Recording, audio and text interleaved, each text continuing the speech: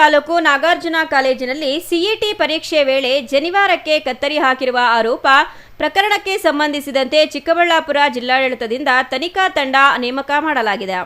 ಚಿಕ್ಕಬಳ್ಳಾಪುರ ಜಿಲ್ಲಾಧಿಕಾರಿ ಜಿ ಪ್ರಭು, ಚಿಕ್ಕಬಳ್ಳಾಪುರ ಪ್ರಭಾರ ಅಪರ ಜಿಲ್ಲಾಧಿಕಾರಿ ಅಶ್ವಿನ್ ಹಾಗೂ ಡಿಡಿಪಿಐ ಆದೇಶ್ ನೇತೃತ್ವದಲ್ಲಿ ತನಿಖಾ ತಂಡ ನೇಮಕ ಮಾಡಿದ್ದಾರೆ.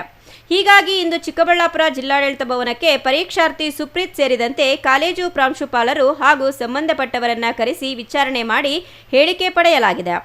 ಈ ಬಗ್ಗೆ ಮಾತನಾಡಿರುವ ವಿಚಾರಣಾಧಿಕಾರಿ ಪ್ರಭಾರ ಅಪರ ಜಿಲ್ಲಾಧಿಕಾರಿ ಅಶ್ವಿನ್, ಪರೀಕ್ಷಾರ್ಥಿ ಹಾಗೂ ಕಾಲೇಜಿನವರ ವಿಚಾರಣೆ ನಡೆಸಿ ಹೇಳಿಕೆ ಪಡೆಯಲಾಗಿದೆ.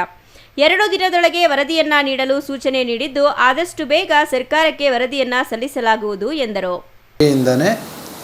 ನಮಗೆ ಒಂದು ಪತ್ರ ಬಂದಿದೆ, ಅಂದರೆ ಇದನ್ನು ಎಕ್ಸಾಮಿನ್ ಮಾಡಿಬಿಟ್ಟು ವರದಿ ಕೊಡಿ ಅಂತ. ಅದ್ರ ಮೇಲೆ DC ಅವರು, ಜಿಲ್ಲಾಧಿಕಾರಿಗಳು 2 ದಿನದೊಳಗಡೆ ಇದನ್ನು ವೆರಿಫೈ ಮಾಡಿಬಿಟ್ಟು ಪರಿಶೀಲನೆ ಮಾಡಿ ಒಂದು ವರದಿ ಕೊಡಿ ಅಂದ್ಬಿಟ್ಟು ನಮಗೆ ಒಂದು ಕಮಿಟಿ ಮಾಡಿದ್ದಾರೆ.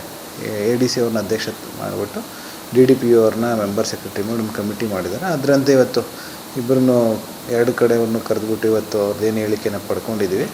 ಅದು ಹೇಳಿಕೆ ತಕ್ಕಂತೆ ಕರೆಕ್ಟಾಗಿದೆಯಾ ಇಲ್ವಾ ಅಂತ ನಾವು CCTV ಮತ್ತೊಂದೆಲ್ಲ ಪರಿಶೀಲನೆ ಮಾಡಿ ನಾಳೆ ಒಳಗಡೆ ಕನ್ಕ್ಲೂಡ್ ಮಾಡ್ತೀವಿ ಏನಾಗ್ಬೋದು ಅಂತ. ತೋಡನಹಳ್ಳಿ ರಮೇಶ್, CTV ನ್ಯೂಸ್, ಚಿಕ್ಕಬಳ್ಳಾಪುರ.